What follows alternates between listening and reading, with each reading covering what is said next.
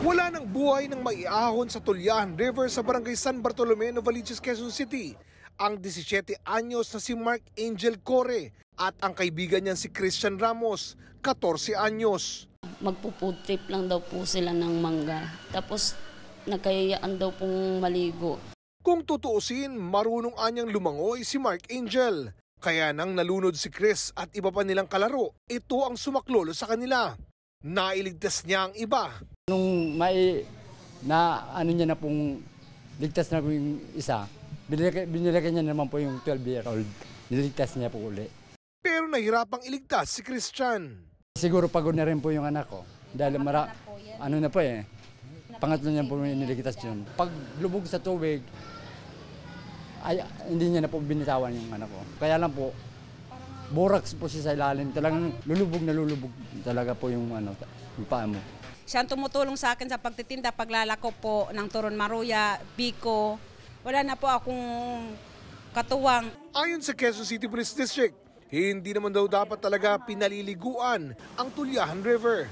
For safety reason. So, hindi po natin dapat ipasa walang bahala sa mga kung ano man yung abiso ng lokal na pamahalaan o ng ating mga LGU dun sa barangay na nakasasakop. Kung ito ay pinagbabawal, sumunod po tayo. Sige, ipambulat na.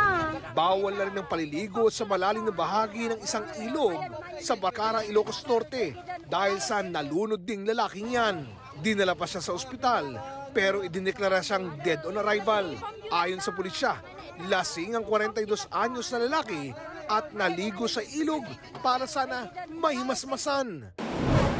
Base sa datos na nakalap ng GMA News Research mula sa Philippine Statistics Authority, siyam ang namamatay araw-araw sa Pilipinas bunsod ng pagkalunod.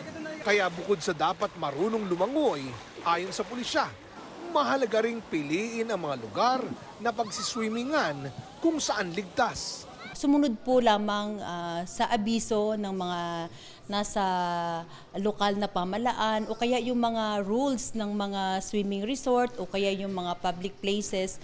Huwag po silang pumunta sa mga lugar na pinagbabawal na pagswimmingan. Sa may mga anak na mga maliliit, siguraduhin po nila na hindi po na malingat yung kanilang paningin sa mga bata.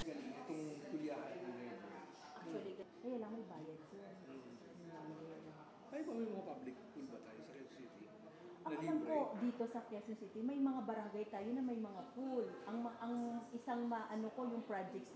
Kahit naman